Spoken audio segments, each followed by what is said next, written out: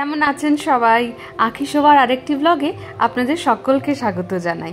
আজকে সব সকাল সকাল তাড়াতাড়ি কাজ সারতে হয়েছে, কারণটা হচ্ছে বড্ড বিশেষ। যাব আমি বর্ধমানে। তাড়াতাড়ি আজকে বাড়িতে কাজ সারা হয়ে গেছে, বাসন ধোয়া, কাপড় কাচা, ঘর ধোয়া মোছা সব মোটামুটি হয়ে গেছে। আস্তে আস্তে বেরোবো আমরা রেডি হয়ে। সকাল সকাল উঠেও পড়েছি আমরা, ব্রেকফাস্ট করে তাড়াতাড়ি রেডি হয়ে আমাদেরকে বেরোতে হবে। যাব বাই রোডই, তো তাড়াতাড়ি একটু ব্রেকফাস্ট করে নিই। আমি তো রিসেন্টলি ধানবাদ থেকে এলাম, এই তো আপনাদেরকে জানিয়েছিলাম জামাই ষষ্ঠীর উপলক্ষে গিয়েছিলাম ধানবাদে। আর এবারে ধানবাদে যাওয়ার সব থেকে বড় উপলব্ধি হচ্ছে, পাওনা হচ্ছে এই যে আমার কাকার বড় ছেলে জিৎ, সে আজকে বিগত 7 মাস পরে বাড়িতে এসছে। আবার এমনি আসেনি, হাতে মিষ্টি নিয়ে এসছে জেঠির জন্য, দিদি দাদাদের জন্য। এসে যে মাসখানেক থাকবে তার তো উপায় নেই, কাজের সূত্রে বেরোতে হবে আবার ওকে। ওর পোস্টিং হয়েছে ইন্ডিয়ান আর্মিতে। আমার বিয়ের ঠিক কদিন আগেই ও ট্রেনিংয়ের জন্য চলে গিয়েছিল, আর এই 6 মাস পরে এলো। ট্রেনিংয়ের পরে এরপরে ওকে পোস্টিং দিয়েছে হিমাচল প্রদেশ। আজকে বর্ধমান আসার একটা বিশেষ কারণ, সেটা হচ্ছে একটা পৈতে বাড়ি। পৈতে হচ্ছে আদিত্যর, আমার মামাতো পিসির ছেলে। মামা দাদু মামি দিদা অমায়িক মানুষ ছিলেন জানেন।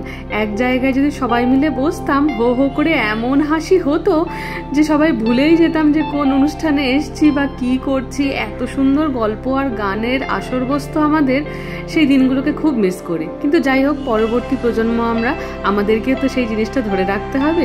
এই যে আমার 2 পিসি আর কাকা, মানে ছোট মামা দাদুর 2 মেয়ে আর ছেলে, রুম্পা পিসি, বুলবুলি পিসি আর শুভম কাকা।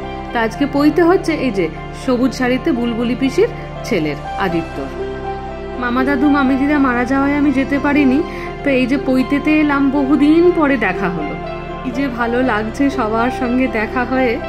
আর এই যে ব্রহ্মচারীকে আমরা কিছুতেই ধরতে পারছিলাম না, ধরে বেঁধে তার সঙ্গে একটা ছবি তোলা হয়েছে।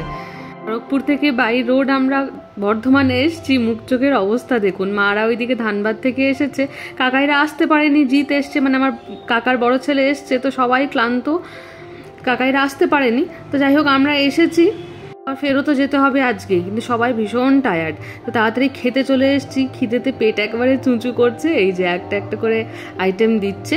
তো এবার খাওয়া দাওয়া হয়ে গেছে, এবার সব ছবি তোলার পালা। এইগুলোই তো বাঁধা থাকবে বলুন, এইগুলোই মনে থাকবে। তার এই যে 2 পিসি কাকা আর পিসির 2 ছেলে, আমার লোকগুলোর সঙ্গে এতদিন পরে দেখা হয়ে মনটা যে কি ভালো লাগছে। অনেকটা অক্সিজেন নিয়ে আবার খড়গপুরের উদ্দেশ্যে বেরিয়েছি। যাই হোক চলুন, এখন যেতে হবে অনেকটা রাস্তা, আস্তে আস্তে এগোই। পৌঁছে গেছি আমরা বাড়ি, সব ফ্রেশ হয়ে স্নান করে সন্ধে দিয়ে এসেছি রান্নাঘরটাতে। রান্না বসাতে হবে তো। সপ্তাহে অনেকটা পালং শাক নিয়ে এসেছিল, অতটা পালং শাকের কি করব, একটা আইটেমে তো অতদিন ধরে খেতে পারবো না। তো ভাবলাম 2-3টে আইটেম করে নিই, খেতেও ভালো লাগবে। তা একদিকে পালংটা সেদ্ধ হতে বসিয়েছি, পালক পনির করব বলে, আর অন্যদিকে ডাল, একটু বাদাম, ডাল বলতে ছোলার ডাল, আর একটু গোটা ধনে ভাজতে দিয়েছি। এই যে হয়ে গেছে সেদ্ধ। এবারে মিক্সিতে বেটে নিই, একটু লঙ্কা, লেবু এইসব দিয়ে, আর অন্য মিক্সিতে বেটে নিচ্ছি ডালটা। অল্প একটু রসুন আর পেঁয়াজ দিয়ে ডালটাকে সাঁতলে নেব। আর পালক পনির তো মোটামুটি হয়েই গেছে। দিয়েছি একটু জিরে ফোড়ন, একটু কাঁচা লঙ্কা। আর ডালের যে মেনুটা করছিলাম ওটাতে একটুখানি দই দিয়ে দিয়েছি, এটার জন্য রঙটা খুব সুন্দর আসে।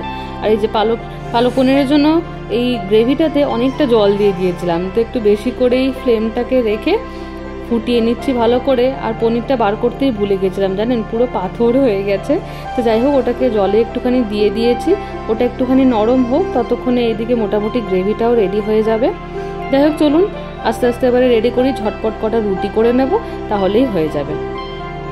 শুধু তো মিক্সিতে বাটা আর একটুখানি সাঁতলে নেওয়া, আর মেন আইটেমগুলোকে একটু ঝোলে ফেলে দেওয়া, এইটুকুই কাজ। ফেরার সময় বিশাল বলছিল যে একটু বাইরে থেকে কিছু নিয়ে নিই, কিন্তু মনে হলো যে না, আর বাইরের খাবার খাবো না, এমনিতেই অনুষ্ঠান বাড়িতে খাওয়া দাওয়া হয়েছে। তো একটু চেষ্টা করলাম যাতে ঘরেই যতটুকু রান্না করা যায় আর কি। যাই হোক হয়ে গেছে, তাড়াতাড়ি এবারে খেয়ে দিয়ে শুয়ে পড়ি, ভীষণ ক্লান্ত। ভিডিওটাও তাহলে আজকে এখানেই শেষ করছি। সবাই খুব ভালো থাকবে, টাটা।